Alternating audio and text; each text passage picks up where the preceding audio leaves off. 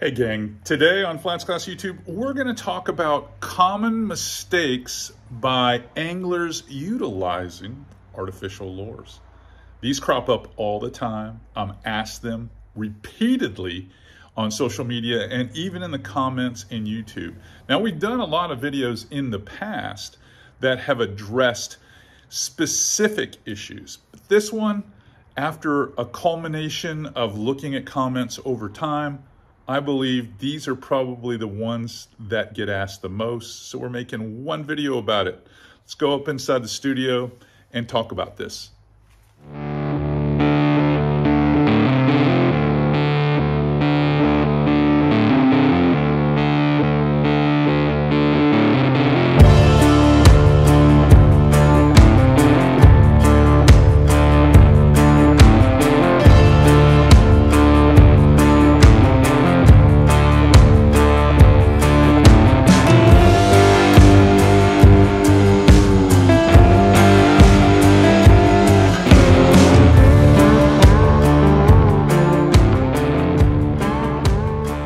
This episode of FlatsClass YouTube is brought to you by Aquatraction, your go-to solution for advanced marine flooring. All right, here in the studio, I've got some of my notes out and I've got a few props. And we're going to talk about some of the things I feel crop up with most common mistakes utilizing artificial lures. Now, I'm going to assume that most of my audience uses artificial all the time because that's what I do. That's why you're watching FlatsClass YouTube. So I'm just gonna take a leap of faith, if you will, and say that most of the audience watching this are either intermediate or advanced anglers. I'm not gonna show you, how to rig these things or any lures or anything like that, because that's not what advanced or intermediates are looking for. I'd say the number one thing that I notice on my skiff when I'm fishing with other anglers or even family is that lure speed is often the biggest thing that keeps them from catching more fish.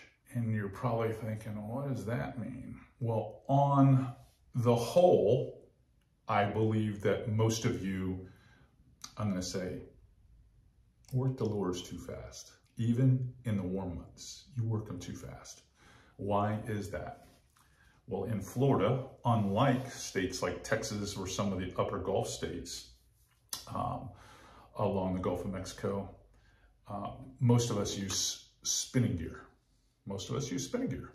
And spinning gear takes up more line faster than casting gear. Now, if you've been watching FlatsClass for a long time, you know that I'm a huge casting reel enthusiast. Most of the shows, most of the videos depict me teaching you something using a casting rod. And many of you might think, well, that's because all his heroes when he grew up were probably bass guys, or he's an older guy and that's what they throw. That's not it. It's all about lure control. And lure control is about lure speed. Now, unless you are dragging more of a crustacean profile, a bucktail, something like that, where you're trying to move it real slow, both reels come into play. And you're actually using the reel to impart action on baits like paddle tails and spoons and things like that. What you need to know, and I've made a few notes here, is lure speed is often depicted by the gear ratios on these reels. So this is a 4000 Vanford, which is a very popular Shimano reel. Even if I had the 3000 out here, this one picks up about 40 inches of line per handle turn. Per handle turn, 40 inches. It's over a yard. A 3000 Vanford XG picks up 37 inches. Not much less, still a lot. This is a Corrado 150, a good size. It's a 7.4 gear ratio, and gear ratios between the two will not matter. Don't try to compare apples to oranges here. It's not the same. This is a very popular bait casting reel with many of our fans because it allows for some forgiveness on casting, but it's a quality reel. Curado's been a workhorse casting reel in the Shimano lineup for a long time. This reel picks up 31 inches per handle turn, 31. So if you were to split the difference between the 3000 Vanford and the 4000 Vanford, just say, okay, well, it's 38.5. It would still be more than half a foot per handle turn than this. That means every two turns with this, you're gaining a foot over this one, which means you're reeling probably too fast. Your bait, you make this incredible cast to get up there close to the isolated cover that you're fishing, and then it gets away too quick. Fish never have time to react. So I'd say moving the bait too fast. Now I put it on here why I like the, actually the reflection of the phone in there, why I actually like the casting. It's mostly because of lure control. I have much more control over the bait. You'll also notice I put on there the exact distance, every 2 handle turns you gain a foot. Now, can you imagine on a 140 foot cast, how much faster a spinning reel is gonna bring a bait back? It's a lot faster. So you've got to be conscious, and a lot of you will argue, well, I'll just reel slower. That is hard to do. It's a lot easier with this one to reel faster when necessary than to reel slower. Slower is tougher. It's a lot harder to do just physically. When I'm using spinning gear, I'm always conscious of the speed of the lure, especially after getting a strike. How it happened. Lure speed is really important. Here's a perfect example. Spinning gear is great for those erratic twitch, twitch, twitch, twitch, twitch, twitch.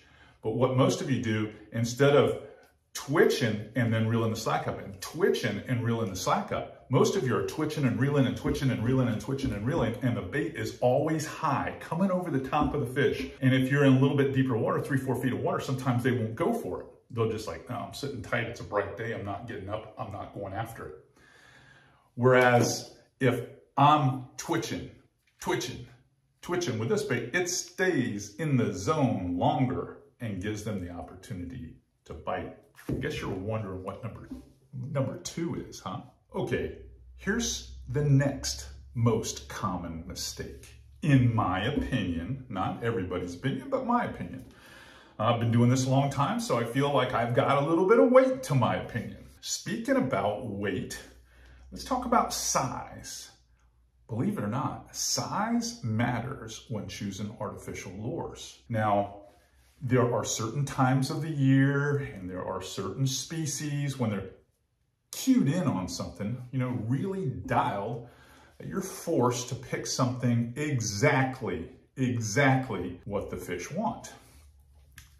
But if you're just a weekend angler and you're going out there swinging and you're trying to catch fish, I will tell you this, the bigger the bait, the more success you'll have.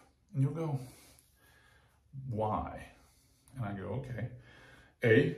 Bigger lures, like the 27 MR, they cast further than the 17 MR. That's a fact. They just do. So right there, you're gonna be able to get distance. Distance is going to be your friend covering more real estate over the day of power fishing. Same would apply if you were to take a 3-inch paddle tail, like this new penny one from Z-Man, or if you took the 5-inch one. You're like, a 5-inch diesel minnow? Are you kidding me? I'll never get a bite. Here's an example. Check out this picture right here of my wife and Julie in a tournament that we fished when it was cold. And they threw nothing but this bait, and they caught that 40-inch snook. One bait all day, 5 inches. I made them throw it. In fact, they caught 6 or 7 snook that day. Smallest one was like 30 inches. So it does matter. Size does matter. Here's some other things. When you're throwing a large bait, like a darters, like a Z-Man darters, or a Z-Man diesel, or 27s, or even bigger like catch 5s, they throw off more vibration, more reflectivity, if you will. They're seen from a greater distance. So the fish feel them and they see them further away. That expands the strike zone. If you're throwing something small, or like a little 4-inch jerk shad, and it's moving through the water, it's not making enough noise. It's not making enough vibration. It makes it hard for them to find it. So the casts are gonna have to be closer together more often. And typically the bigger bait also eliminates all the nuisance fish. If you're catching pinfish and puffer fish, and I've put, you know, a list of these things here. If you're catching those nuisance fish attack those smaller lures because they figure they can dominate them. They're a little bit more put off, if you will. Even the ladyfish are put off by that bigger bait because it's a lot more difficult for them to get a hold of it. So instead of wasting your time taking off one more pinfish, one more small snapper, one more ladyfish, you're actually productive for a greater length of time in your fishing day. Are you going to catch more fish than if you were throwing this or this 17 MR? No, you're not going to catch as many fish. You're going to catch better quality fish though. I guarantee you that. I know you're dying to know what number 3 is, because we've already covered 2 that I feel, you know, lure speed and size. Just like in real life, folks, size and tempo, it matters. Couldn't resist. Color. So many of us, it depends on your region, whether you fish stained water, turbid, milky water, clear water. Now, in most cases, anglers are always looking for cleaner water. Cleaner water equates to more fish and more bait fish in many cases.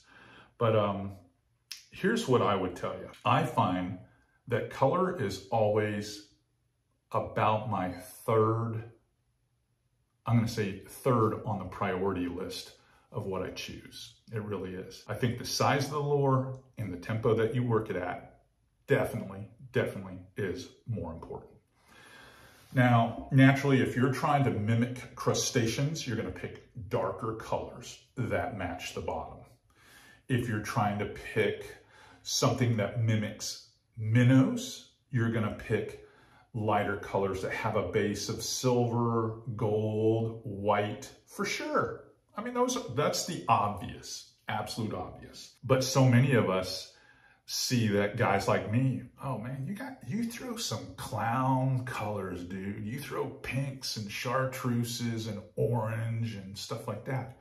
And you know why? Again, they get noticed. It's about getting noticed. So if you've got a shimmering school of bait fish wandering around, and you throw one that looks exactly like the bait fish, we're going, oh, we're gonna match the hatch. And you throw it in there, you've got to hope that that predator is smart enough to pick yours out from the 10,000 minnows that are swimming with it. But let's just say that yours was the right size and you're moving at the right speed. Those are more important. But the color is just a little off. Maybe it's a bait like this. It's a bicolor bait, dark back, kind of pearlescent crushed sides with a chartreuse belly. Well, this one looks a little bit different than the rest of them.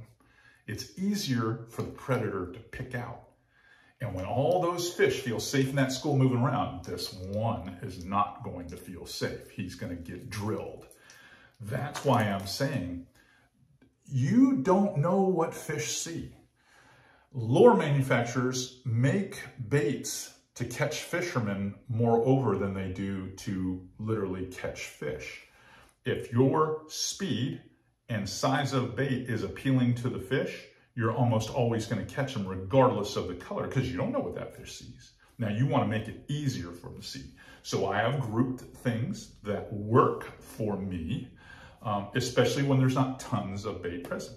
If I've got clear water and there's not a lot going on, it's kind of shallow, I will throw a very realistic bait like this Skin Series from Mirrolure. That's something I would throw. if I'm in the back country, back in back bays, backs of creeks and things like that, where the water's tannin, it's a little off color, still clear, I might throw something like this. This is a Bayou mullet color that we just came out with from Mirrolure. Gold, dark back still, and it's got enough orange on it where there's some contrast to get it noticed. If I were going to be throwing low light stuff and fishing cloudy prefrontal days, anything like that, dark turbid water, something where I need the bait to stand out, still shallow, probably gonna go purple. Purple's a great color. I use purple probably almost more than any other color I use. This is the new Plum Crazy. This is the dark and stormy color that we use. Awesome for clear water. It doesn't matter if it's clear or even a little stained. If it's low light, those darker colors work. We talk about match the bottom. These are great match the bottom. New Penny, Redfish Toad. These are great match the bottom colors. Clear water, doesn't matter what depth it is, you want something with white in it. Pearl Blue Glimmer works great, very scaly looking bait. Very realistic. This is one of my favorite colors Z-Man has ever come out. It's probably one of the most iconic colors in their lineup. And then a brand new color that we came out with that mimics croakers and pinfish very well. This is called the Sodium Shad. So that's another, but clear water, doesn't matter whether it's 2 foot deep or 6 foot deep, those are good baits. So to review, number one thing I think is important that you all make mistakes on, lure speed. You're working the bait too fast. You're just, even when you need to work a bait fast, and there are times when you do, oftentimes you're still working it too fast. You really are. You got to tone that down. It's even more important as water temperature cools. Size matters, guys. It really does. I hate to tell you that. But the lure size does matter. Sometimes fish are tuned into very small baits, and we always like to say elephants eat peanuts, and that is true at times. But moreover, I'm telling you right now, if you fish those bigger baits, you're gonna catch more fish. That's just, it's a fact. We talked about the reasons why they do. And then lastly, my third on the list, and I rank them in priority, would definitely be lure color. Because lure color is very objective to me. Depends on what your confidence base. I fish with guys that are professional anglers that got like 3 colors in their box. Green pumpkin, something dark like root beer, motor oil, something like that, and white. That's it. I mean, that's all they carry, you know. That's it. I'm talking, these are guys making a living with artificial lures. So don't put as much weight into color as you do size and lure speed. That's the lesson today. If you're learning stuff here, helpful to you, you know, we have a great following here on FlatsClass YouTube. I think we earn a thumbs up almost every time from everyone watching these videos. And surprisingly enough, not enough of you subscribe. So hit that or smash that subscribe button. If you're an intermediate to advanced angler, I'm gonna make you better. I promise you, it's my job. That's what I do. If you're interested in any of these baits that you see here, some of the custom colors that we have, you can get at CaptainCARichardson.com. But if you can't find what you're looking for there, I encourage you to go to my buddy here, SodiumUSA.com. You can find rods, reels, lures, you name it. It's all there at SodiumUSA.com. All right. I think I'm going to go to the seafood festival with my wife today. It sounds like a good idea. Beer, oysters, what could go wrong? All right, CA, check it out.